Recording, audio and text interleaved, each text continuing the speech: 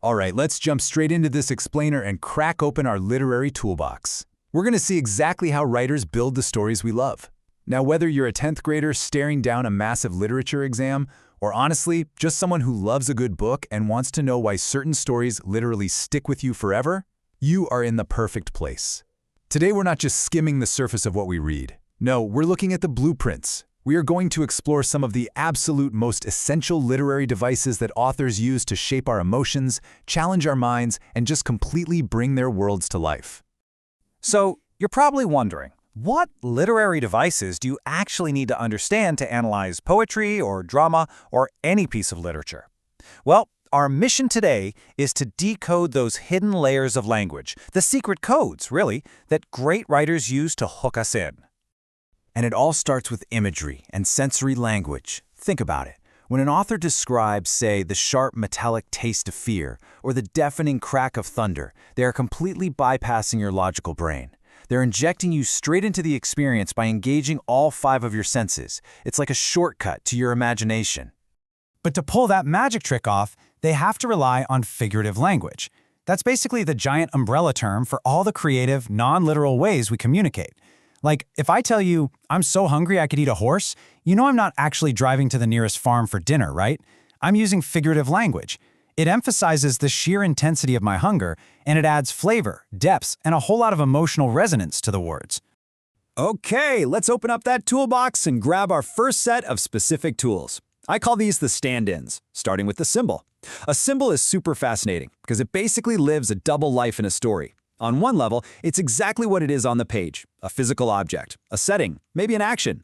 But on a much deeper level, it stands for a massive, complex, abstract idea. It gives the author a way to talk about huge themes, things like freedom, oppression, or love, without ever having to write a boring, dry, philosophical essay about them. And it's wild how universal these symbols actually are. I mean, a white dove just naturally symbolizes peace and purity to us.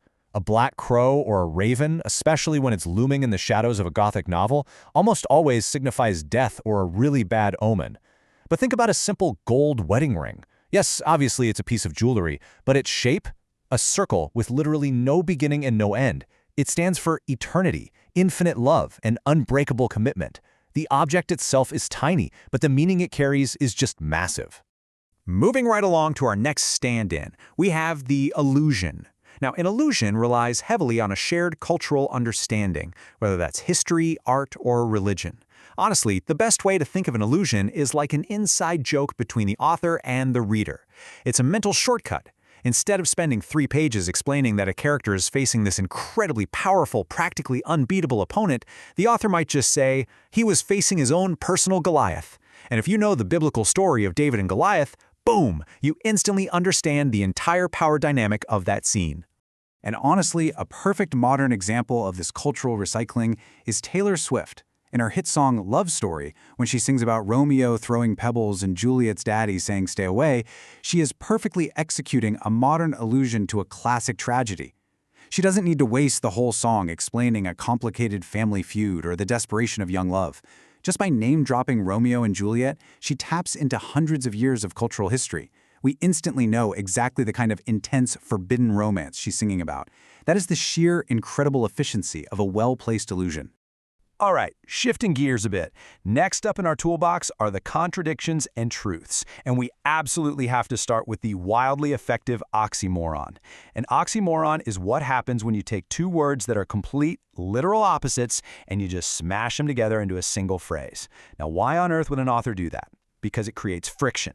It makes your brain pause, stumble for a second, and then suddenly realize that this impossible contradiction actually highlights a very specific, incredibly complicated truth. Seriously, there is no better way to wrap your head around this than looking at zombies. The Living Dead pairs 2 complete opposites together to create this unforgettable spooky effect. You literally cannot be living and also be dead at the same time. It's a biological impossibility. But when you slam those words together to describe a zombie, it perfectly captures the unnatural, terrifying horror of the creature. It's a monster that exists entirely in the contradiction between life and death. The oxymoron is doing all the heavy lifting there to create that feeling of dread. And whether it's classic literature or just stuff we say every day, writers just love to mash opposing ideas together. Look at Juliet's iconic line, "Parting is such sweet sorrow." Sorrow is painful, right? Not sweet. But when you're leaving someone you love, that pain is mixed with the sweetness of knowing you're going to see them again. Or what about deafening silence? Have you ever been in a room where it is so quiet and the tension is so thick that the silence literally feels loud? Your ears almost ring? That's the power of the oxymoron. It captures feelings that are just too complex for normal, everyday language. Okay, from contradictions, let's move over to universal truths with the aphorism. If you want to think of aphorisms in a modern way, they are basically the original bumper stickers, or the perfect viral tweet. They are short, snappy, highly quotable sentences that just pack a massive amount of wisdom into a super tiny space. You definitely know some of these. Think of a piggy bank. Ben Franklin's "a penny saved is a penny earned" is this classic, punchy way of teaching financial responsibility. Or take Mark Twain.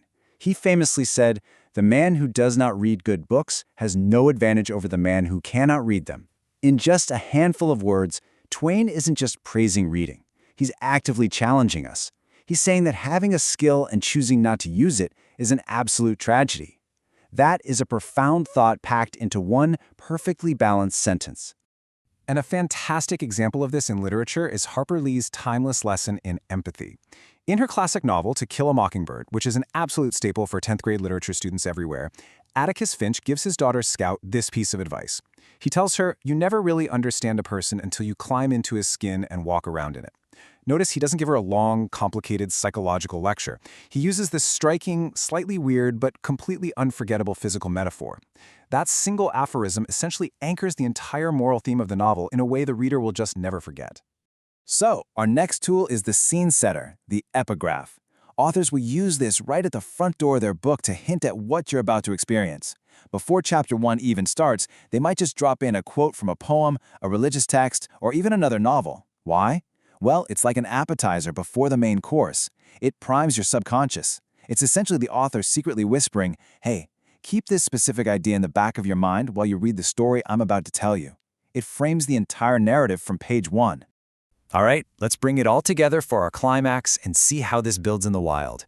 We're going to put our analysis skills to the test with a piece of poetry by E.E. Cummings. Here's a piece of it. "Millie befriended a stranded star, whose rays 5 languid fingers were. And Molly was chased by a horrible thing, which raced sideways while blowing bubbles. And May came home with a smooth round stone, as small as a world and as large as a lone." Just listening to it, you can feel the rhythm, right? You feel the curiosity, and you definitely notice the distinct, somewhat unusual choices the author is making here.